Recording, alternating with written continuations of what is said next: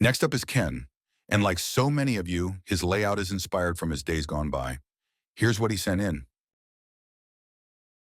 I worked for the Milwaukee Road and CP Rail for 42 years as a locomotive engineer. I retired in 2009 and began building this layout in 2011. The layout is 16 feet at its longest point and 12 feet wide in places. I worked in the Chicago area and modeled this layout according to some of the yards I switched out, such as Bensonville Yard, where I would start out to Chicago's Goose Island. My sons have been a big part of this layout also. My older son Joe constructed the foundation, and my younger son Mark the scenery. A lot of the buildings were kits that I put together and painted. My family and I have truly enjoyed watching this layout grow and come to life, making it what it is today. We enjoy having other families visit and enjoy it as much as we do. I appreciate all you do for model railroading. Thanks, Ken. Joe's not a man of many words, but as you'll see, his pics do all the talking. Here's what he sent in. I'm 88 years old and came down with cancer of the bladder and had to stop working.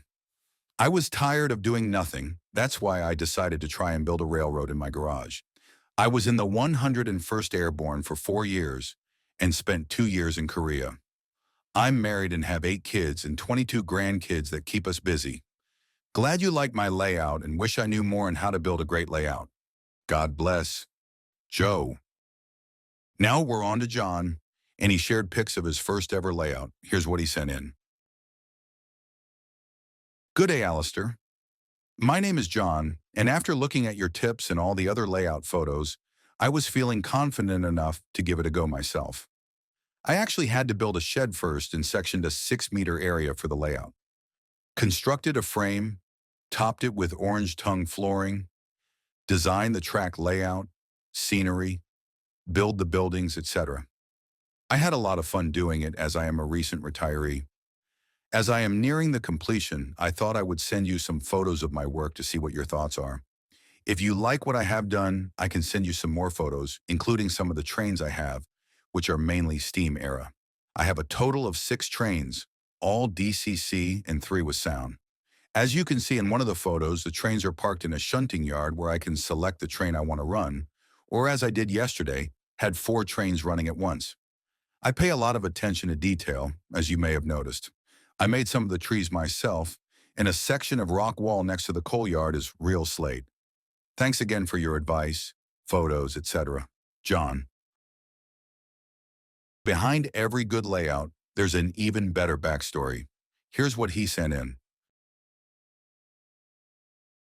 I've been sitting on the sidelines and watching, and I thought it was about time I contributed something. 10 years ago, my mother-in-law passed away. Dad decided he needed a hobby, so out came all the 3 rail post-war Lionel stuff, boxes and boxes. He asked if we could help him put together something so he could run his trains around a table to help pass the time. He was thinking perhaps an 4x8 sheet of plywood. As we got into it, we decided it might be a good idea to build something from his childhood memory. He's 85 now, so there are a lot of memories. He grew up in California in the small towns of Menlo Park and Redwood City. As he prodded stuff from the cobwebs of youth, we started building. Neither my wife nor I had any idea of what we were doing, so we read a lot, watched a lot of YouTube videos, and of course subscribed to many sites. What we ended up with so far is a layout that measures 19 feet by 3.5 feet on one section and 16 feet by 3.5 feet on the other. There is a 24-inch walkway between the sections in case of derailments that allows Dad to wander the layout. You can see where we started and where we are so far, and there is so much more to do. Add more doodads, more lighting, ballasting, landscaping, etc. Hope you enjoy, and of course, feedback would be greatly appreciated. There is so much I don't yet know how to do. Peter. Next up is Jim. Here's what he sent in. During the past year, I have read your articles and found them very informative and helpful, and sometimes quite humorous. I should share with you and your readers my layout. I have a HO layout that fits into a 12 by 9 foot room. It is a lumber and mining theme set in the 1900s. It is point-to-point with an extra two-tier helix in the furnace room for continuous running for grandchildren and visitors. The layout is a design of my own with the name coming from a place I worked at before retirement. The benchwork is 1-inch by 3-inch wood frame built in sections with 2-inch by 2-inch legs. The height of the layout is 40 inches. Foam sheets are then glued on top. The flex track is glued right on top of the foam board. The track work goes up to height of 46 inches at the mine and lumber camp. The town of Cedar Falls has a station and many wood-related industries. It is also the engine facility with a shop and a turntable. Gym. Next up, believe it or not, is another gym, and it's one of my fave layouts on the blog. It's not hard to see why. Here's what Jim sent in. Hello, Alistair. This email is as much a thank you to you and to the folks who contribute to your blog as it is an opportunity to share some information about my layout.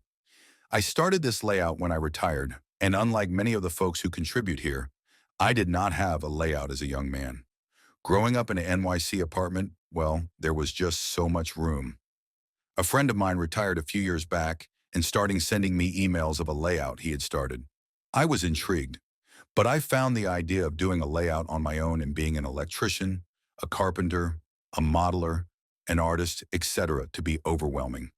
With my friends' encouragement and with all the wonderful information I was able to gather from the contributors on your blog, I forged ahead. It did not take long for me to realize that it was really the scenery I enjoyed, that is, creating the scene, building the buildings, laying out the street grid, etc. Hence, my railroad itself is a humble trolley oval. I learned that many modelers attempt to recreate their childhood home. Being no different, I created a New York City neighborhood circa 1950s. I thank the good people of Pittsburgh for allowing me to use their downtown as my backdrop. But then again, imagination is what model railroading is all about. I have attached photos. I hope you will enjoy them. Next up is John. Here's what he sent in. Al, here is some stuff on my permanent, ancient, N-gauge layout. It is in a basement space. It's N-scale 25 by 12. It has local and through freight services, commuter services, and through passenger services. As many of your readers have already established, N-gauge gives you the opportunity to do a lot in a relatively small space. The E&W is very loosely on the Erie, the line I worked on during the summers from 1959 to 1965. The layout has a main line which is about 7.5 scale miles from the terminal to the midpoint of the loops. Much of the activity is related to some degree to my own experience on the Erie, though I missed the steam by a few years. That's all for this time. But if you are wondering about the moving water and the walking people in the layouts, that's just me having a little fun. If you look at the links in the description, you'll see the blog pictures are the same as in this video. There are hundreds and hundreds of layouts on the blog, so if you're looking for inspiration, that's the place to go.